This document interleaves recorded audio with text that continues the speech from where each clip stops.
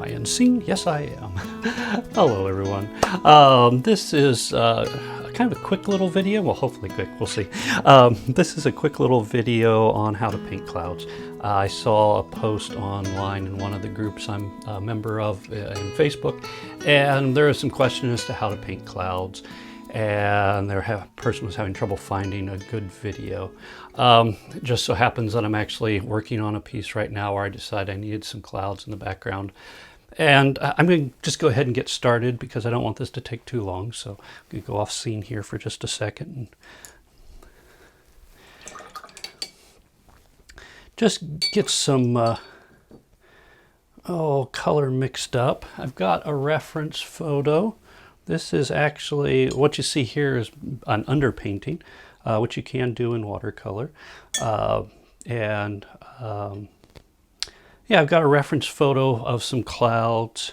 I'll put it up on the screen. Just mixing up a little bit of cerulean blue here with a little mixture of blue I already have here. I'm not going to need very much for this. It's a rather cloudy day. So there's just little elements of sky popping through. So I wanted to get that set up. I've got some gray-brown over here. I'll just give that a spritz so it's ready to go. The first thing is, it's nice to have a reference photo, but don't get too caught up in trying to catch the details. Really just use it for colors and general shape. But then take advantage of what watercolor offers, which is a really fluid environment, and just let the clouds be what they're going to be. So don't get too caught up. There's a couple things you can do to control the structure, but don't try and control it too much. Now I'm just going to be working in this little area right here. I've chosen, because of the design and whatnot, I know I can do a natural break here, and that makes it a little easier. It's just to work in a smaller area. But you really want to consider the sky like you would any other part of the landscape. There's elements to it, and they interact with one another. So with that said, I just got some clear water, and I know, basically I want like a triangular shape here. So I've got a natural break in the clouds right there, and this is just clear water, and I'm just getting the basic form. And basically I'm just, you can't see this unfortunately, I'm sure, but I'm just getting a basic outline of this one area of clouds, and we're gonna have some blue right in here. So, and I've got a little bit of cloud coming down. So that's that. One of the complaints the person had was that a lot of the online stuff goes so quickly. Well, part of that is because you really kind of have to work rather quickly when you're working with this. I am going to give it just a little bit more. I hate to put color onto a dry surface. It just tends to stick a little bit. So I just put a little bit of water where I'm planning on putting in. There we go. And I would suggest, I'm doing this standing, but I would suggest working with this line more flat, just so you have a little more control. For me, it's not an issue, but if you're getting started, there's a tendency to want to over control. Okay, so just a little bit of cerulean, and then this blue mixture up here. I just want to brighten this up a bit. There we go. So I'm just popping in color. I'm letting it spread, and I'm guiding it, which is what I touched on with my comments.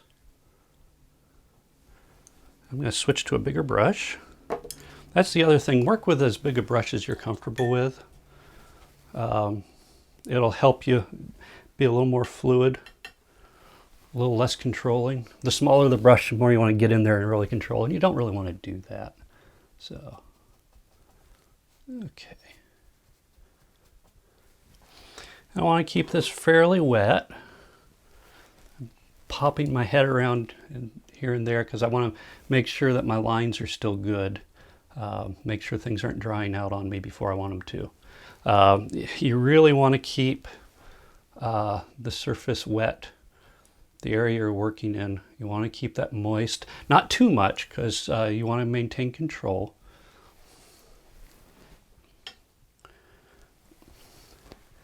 And then with clouds, especially like this is kind of a wispiness. It's just a little bit of sky breaking through.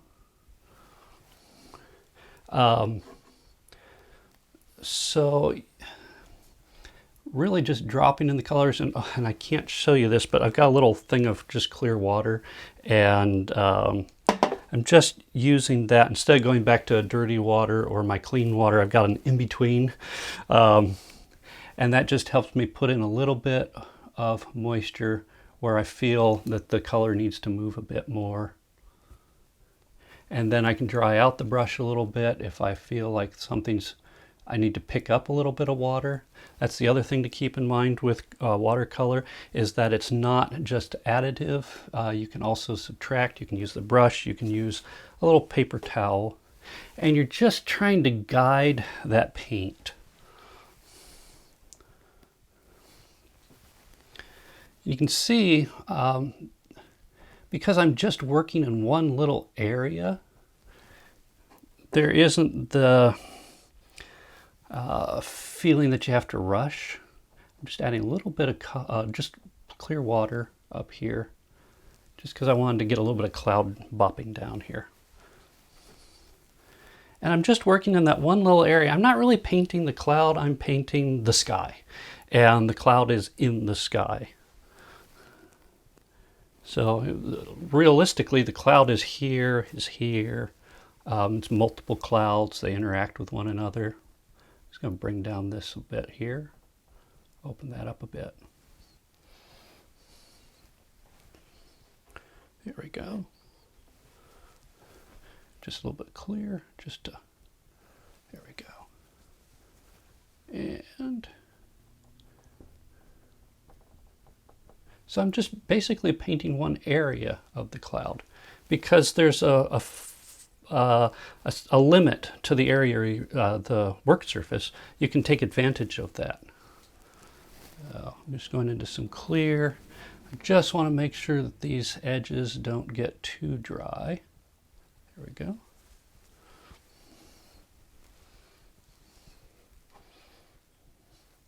And it's starting to dry out. I'm in the studio. I've got all the lights on. It's a relatively warm day for Oregon, so that's the other thing to keep in mind with watercolor, is it's affected a lot more by the environment. So what works for me here may not work for you the same way. You might have more time, you might have less time, just because it's very much of the environment. So, but you can see, you can actually get a lot of time just to work in here, just picking up colors, dropping colors. I've been working with blue a lot here, and I think I want to extend it a little bit. So this just for this painting. So let's see here. Yeah, we'll just pop that in. I want to bring that down a little bit just for the sake of this painting. I wasn't actually going to film this part, but because it came up and, well, this is what I'm working on at the time, I thought, well, I can pop this video in.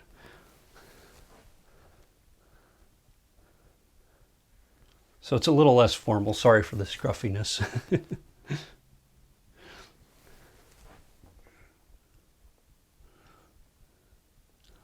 But in this case, I've got a slightly drier area, and I'm taking advantage of that to create an edge.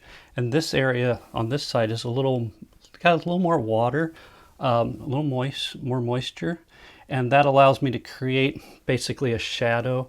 So this is the darkest area right here. And clouds are an interesting thing, because you have it's an interesting dichotomy. You have the shadow of the cloud, you know, you've got your light source and you've got your darker area, the shadow area, but then you also have the sky that can be coming through at the same time. So it's a translucent quality to the shadow, so you can get some brightness to the shadow. There's a reason why a lot of people have trouble with clouds.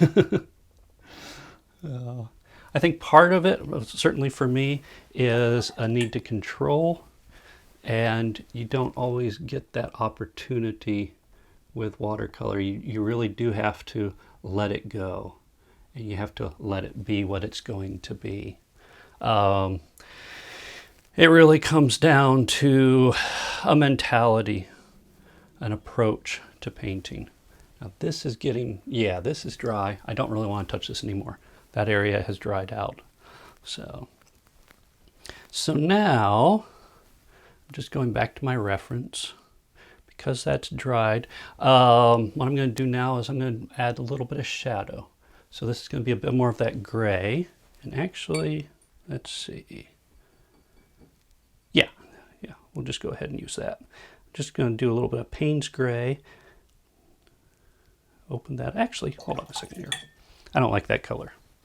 I got a dirty towel, paper towel here. I'm just going to give myself a little spot. There we go.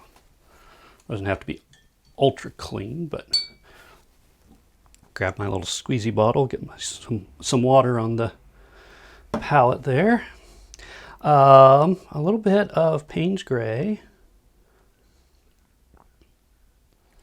A little bit. There we go. And I'm going to grab a little bit of cobalt blue. Just a little indication, just to try and cool that gray a little bit more. There we go. There we go. And for this one, I'm just looking at the image I've got for reference. Yeah, I like that. Okay. Got a big fluffy brush here. Just loading it up with water and just taking the excess off with the side of the container there. Okay, so I want to put in a little bit of a shadow. I don't want it to go all the way down. I want to keep this fairly light. But I want the shadow right about in there. And it starts to come over to the structure, but again, I want to keep that light because I want to keep that defined line in the final piece.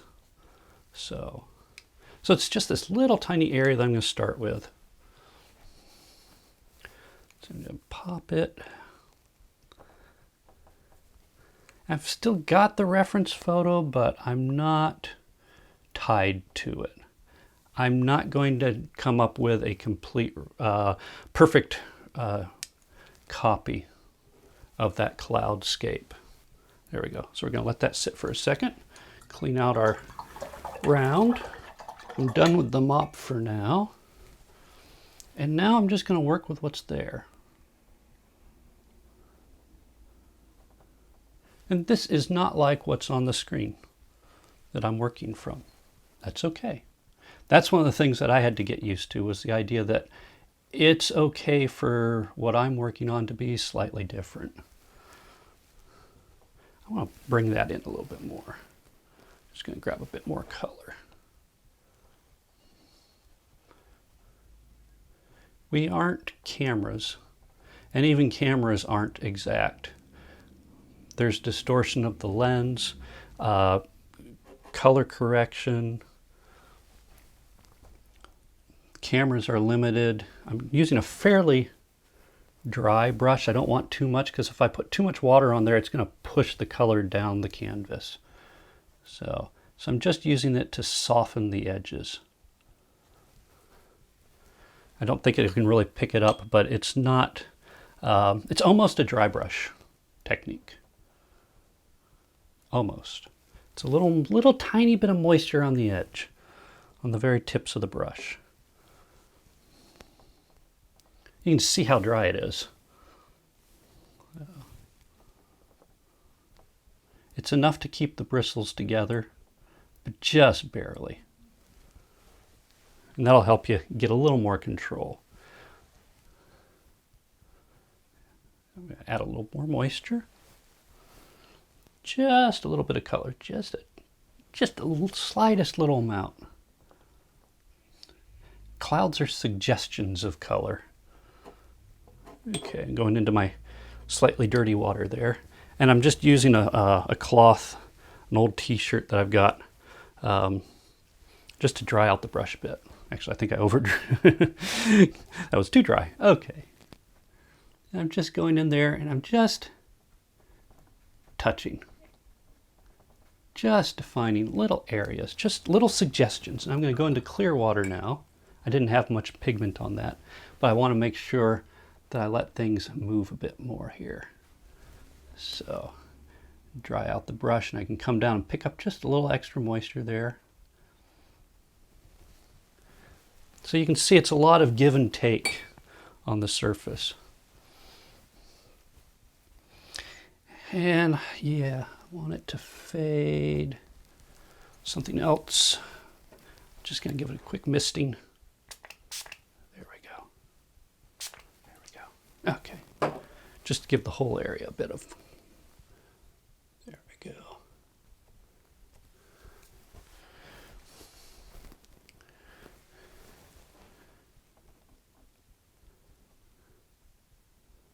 Just adding a little color.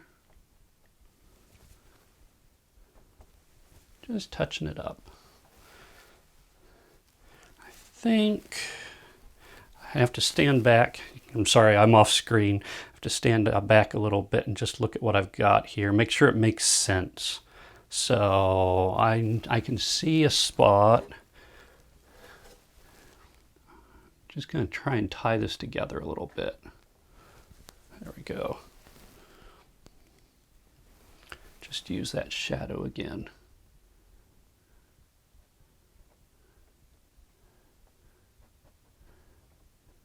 You'll never have a perfect painting. You'll always see something that you can do differently.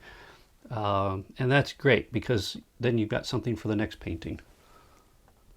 So don't get too caught up in this painting. One day that precious child of a painting that you worked so hard on is going to look like that funny little kid that everyone, you don't want to tell the parents what you really think. And yeah, you'll see that in your own paintings. So, you know, paintings are a reflection of the artist, but don't tie too much of your self-worth to how you did on a painting. Tie it to the fact that you did your best. That's really the important part. Exercise humility. I see things in this one that I don't care for, but I don't let myself get caught up in that. That was something I really struggled with. So if that's you, you're not alone. And if it's not, awesome. You have one less thing to do to worry about.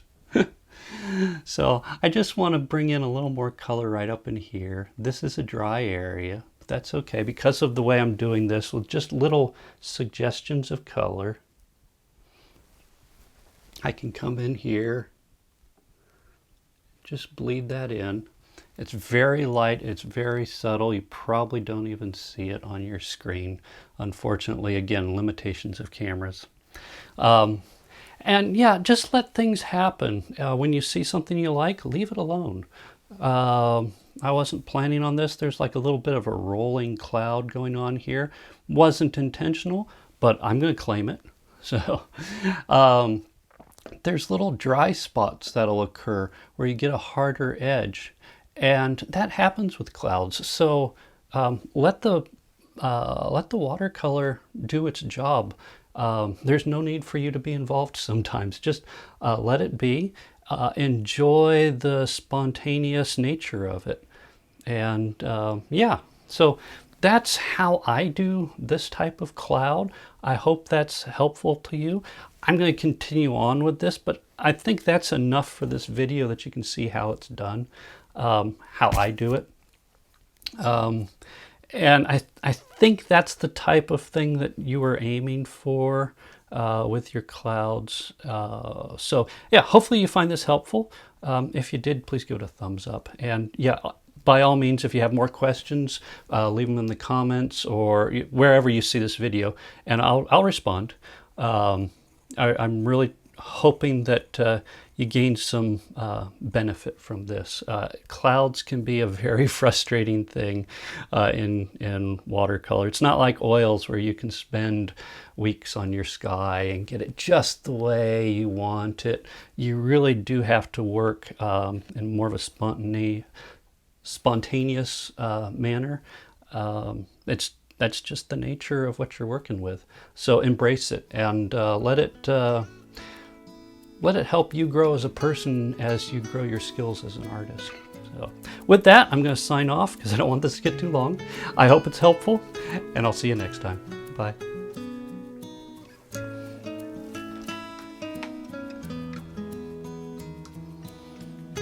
Yeah, that's pretty good.